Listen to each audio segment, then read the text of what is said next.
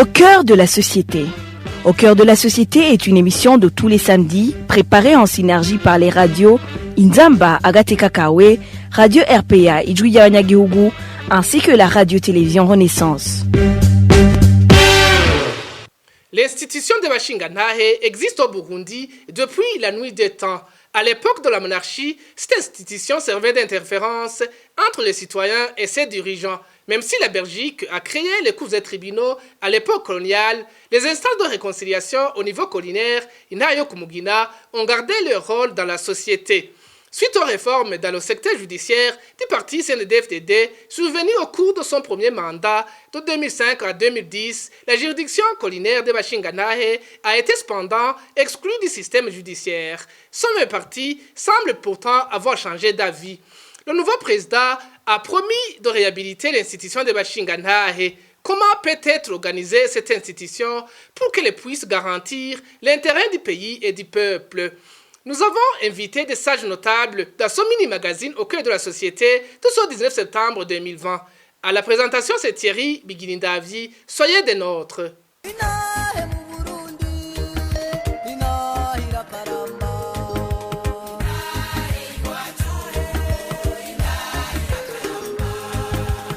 Le président Évariste Ndayishimiye, dans sa campagne électorale, a promis qu'une fois élu président de la République, les instances de juridiction collinaire seront réhabilitées.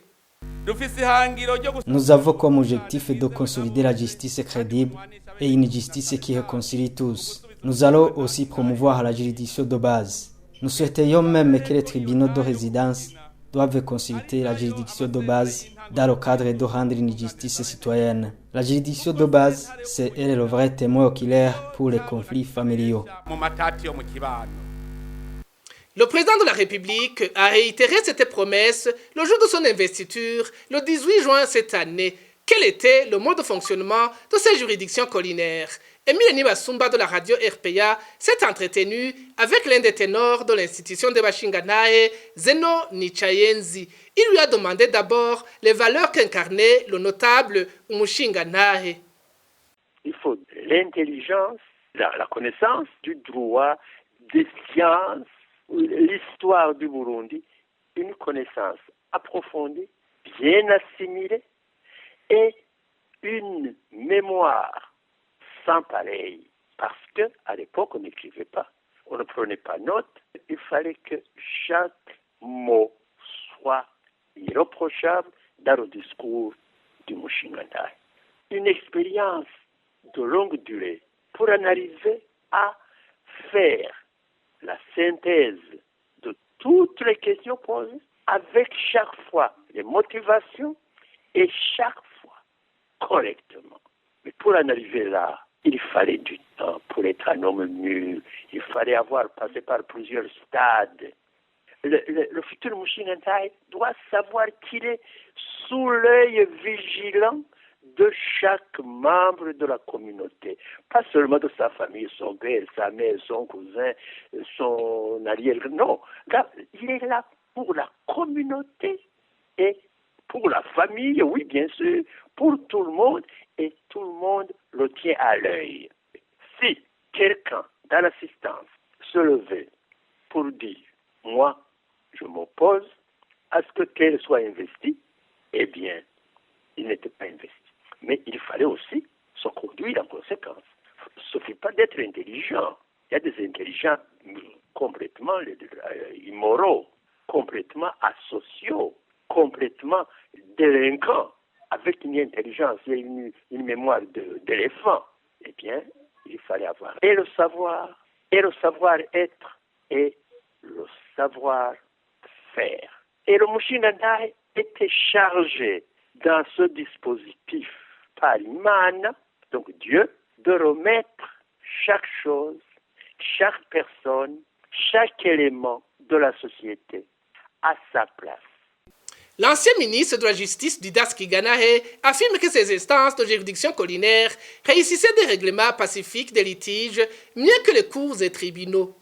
L'institution des Bashingantahe, à travers l'Intahe Kumugina, a donc servi à la régulation des conflits dans la société traditionnelle partout où ils surgissaient. Parce que d'abord, c'est un cadre qui permet d'obtenir la justice sans débourser beaucoup de frais. Et c'est une justice qui n'est donc pas réservée aux plus riches. L'accès à la justice devient plus démocratique avec l'Institut Intahe Kumugina.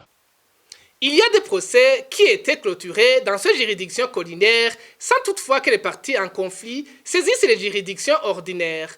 L'handicap de ces juridictions collinaires était l'absence d'une loi qui les régisse. Pour Didas Kiganahe, le gouvernement devrait d'abord mettre en place cette loi. Si aujourd'hui le pouvoir en place veut redonner de la vigueur à l'institution d'Intahe Kumugina, ce serait une bonne chose. Il s'agira alors de refondre le code de l'organisation judiciaire et le code de procédure judiciaire pour trouver une place à l'Intahe Kumugina, lui donner les compétences et déterminer surtout, et c'est le plus important, qui seront qualifiés pour devenir juges au niveau de l'Intahe Kumugina. Le risque est toujours la politisation de l'institution, comme on l'a observé pendant les dernières époques.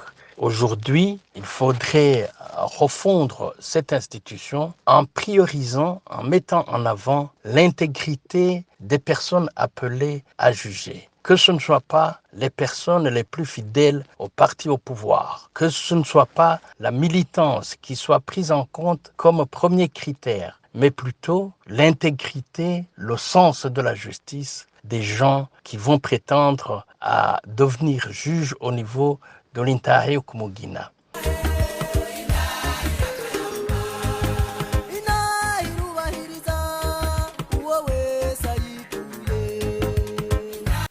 Didas Kiganahe était au micro de Bertrand Ndakuriyo de la radio Inzamba. C'est par ici que prend fin ce mini-magazine au cœur de la société de ce 19 septembre 2020. Vous étiez avec Thierry Bigilindavi. Au revoir et bon week-end.